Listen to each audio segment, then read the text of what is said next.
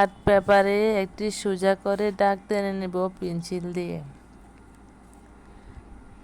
তারপর দুপাশে এভাবে করে দাগ টেনে নেব।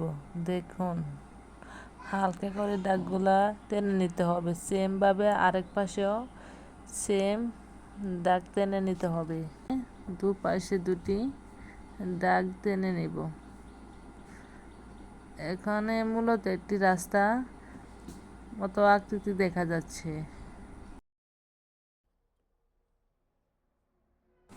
এইবার পেন্সিল দিয়ে এইখানে একটা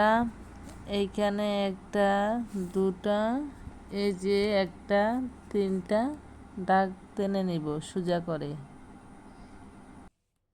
আবার দেখুন এদিকেও ঠিক সেম বরাবর একটি দুটি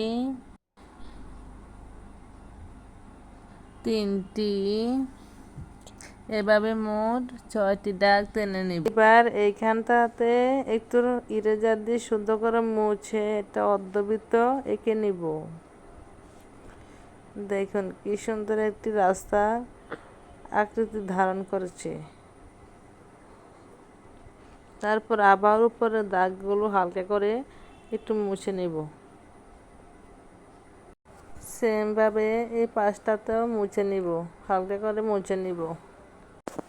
তারপর ধাপে ধাপে রং করতে হবে। প্রথমে হলুদ রং করব।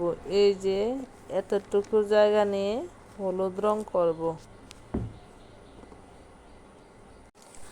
এভাবে করে পুরোটা হলুদ রং দিয়ে দিব। তারপর এখানে হলুদ রং দেওয়ার পরে কমলা রংটা দিয়ে দিব।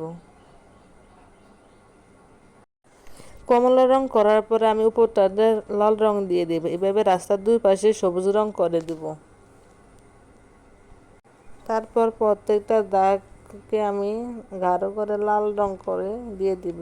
দেখুন কি সুন্দর একটা গাছের মতো করে আঁকবো।